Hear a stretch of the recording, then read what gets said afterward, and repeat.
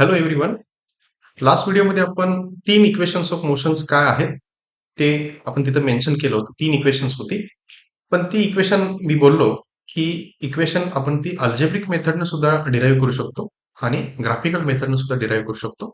या व्हिडिओमध्ये आपण ते अल्जेब्रिक मेथडने डिराईव्ह करू. तर तीन इक्वेशन्स आहेत आपल्याला माहित आहे. पहिलं इक्वेशन आहे V is equal to you plus A T. दुसरं इक्वेशन आहे S is equal to U T plus half A T square. आणि तिसरं इक्वेशन आहे two A S is equal to V square minus you square.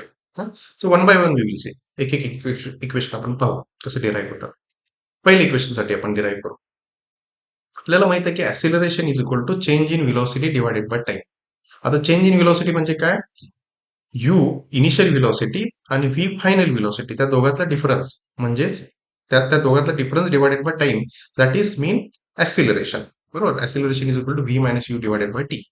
त्यातली ही t ची term मी left hand साईडला घेऊन गेलो. A t is equal to v minus you.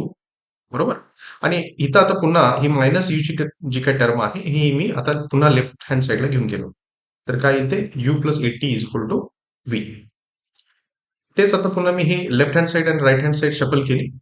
तर मी हे असं लिहू शकतो की V is equal to you plus A T. हेच आपलं काय होतं? पहिलं इक्वेशन होतं V is equal to you plus A T. So अशा पद्धतीनं आपण ऍक्सिलरेशनच्या फॉर्म्युलाचा यूज करून V is equal to you plus A T कसं आलं हे आपण डिराईव्ह करू शकतो. त्याच्यानंतर आता दुसरं इक्वेशन आपल्याला डिराईव्ह करायचं आहे. आपल्याला काय माहिती आहे की ऍव्हरेज व्हेलॉसिटी किंवा कोणतीही व्हेलॉसिटी असेल that velocity is equal to displacement divided by time. Displacement आपण यस न डिनोट करतो. Displacement divided by time.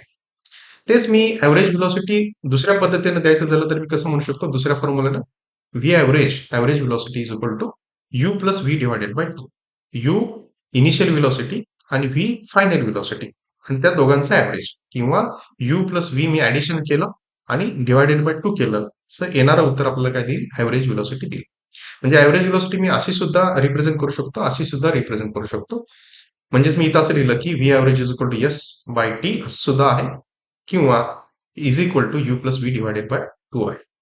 तर यातून आपल्याला काय म्हटलं की S by T is equal to you plus V divided by two. इथं व्ही ची टर्म आहे. महत्वाचं की यू इनिशियल व्हेलॉसिटी आहे आणि व्ही फायनल व्हेलॉसिटी आहे. आता ह्या इक्वेशन मध्ये आपण व्ही ची व्हॅल्यू फाइंड आउट केलेली आहे. व्ही इज इक्वल टू काय आहे? यू प्लस एटी आहे.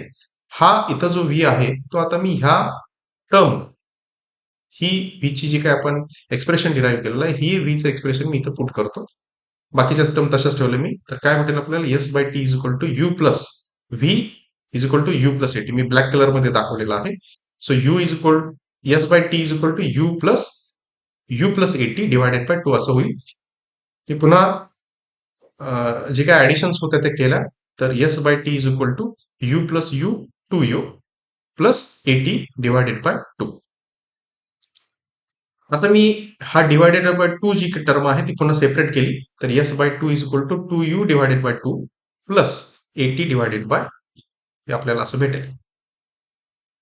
हिथली टी ची टर्म मी आता राईट हँड साईडला घेऊन गेलो. तर S is equal to T into ती राहिलेली term two U divided by two plus A T divided by two. हा. आणि पुन्हा ही जर टर्म मी आत मल्टिप्लाय केली तर काय भेटेल आपल्याला? हा टू कॅन्सल होईल. यू इंटू टी प्लस हा टी आणि हा टी मल्टिप्लिकेशन टीचा स्क्वेअर होईल डिवायडेड बाय टू. म्हणजे S is equal to U T plus half A T square. तर हे आपलं काय होतं? सेकंड इक्वेशन होतं. Second equation S is equal to U T plus half A T square. आता थर्ड इक्वेशन काय होतं आपल्याला? Two S is equal to V square minus V square आपल्याला डिराईव्ह करायचं. दिस इज आवर टार्गेट. पुन्हा एकदा ऍक्सिलरेशन म्हणजे change in velocity divided by time. आता ही टाइमची इथं असणारी टर्म जी डिनॉमिनेटरला टी ची टर्म आहे ती मी इकडे घेऊन गेलो, लेफ्ट हँड साईडला घेऊन गेलो. तर मी असं लिहू शकतो की t time t is equal to v minus u divided by a. मी इकडे घेऊन गेलो. टी जस्ट मी शफल केला, तेव्हा स्विच केला. ऍव्हरेज व्हेलॉसिटी आपल्याला माहित आहे की इथं जसं आपण डिराईव्ह केलं. Average velocity is equal to S by T is equal to you plus V divided by two. बरोबर. So s by T is equal to you plus V divided by two. मी आता इथं ही असणारी T ची term मी right hand साईडला घेऊन गेलो. S is equal to T into U plus V divided by two. आता फक्त मी हेच इक्वेशन पुन्हा तेच लिहिलं. S is equal to T into फक्त मी हा व्ही अगोदर लिहिला, यू नंतर लिहिला. V plus you divided by. बरोबर. आता मात्र मी इथं टी ची व्हॅल्यू जी काय आहे ती टी ची value v minus u divided by a हिथं असणारी टीची व्हॅल्यू मी v minus u divided by a अशी रिप्रेझेंट केली. म्हणजे मी ब्लॅक कलरमध्ये इथं टीची व्हॅल्यू लिहिली आहे, ती मी टीची व्हॅल्यू इथं रिप्लेस केली v minus u divided by a. तर यसचं उत्तर काय होईल? S is equal to v minus u divided by a into v plus you divided by 2. आपल्याला मॅथमॅटिक्स मधला हा एक बेसिक फॉर्म्युला आपल्याला माहित आहे की a plus b into a minus b जर मी घेत असेल तर त्याचं उत्तर काय येतं? A square minus b square येतं. म्हणजे यस इज इक्वल टू मी काय घेऊ शकतो? V square minus you square divided by twice a हे असं मी घेऊ शकतो. आणि ही 2a ची टर्म आता मी लेफ्ट हँड साईडला घेऊन आलो तर 2as is equal to V square minus you square ही असं एक्सप्रेशन आपल्याला भेटेल. आणि हे एक्सप्रेशन म्हणजेच काय आपलं तिसरं इक्वेशन आहे. तर ही 3 इक्वेशन खूप इम्पॉर्टंट आहेत. By hook or crook, we have to remember this. V is equal to u plus at, S is equal to ut plus half at square, and 2as is equal to v square minus u square. Okay, thank you.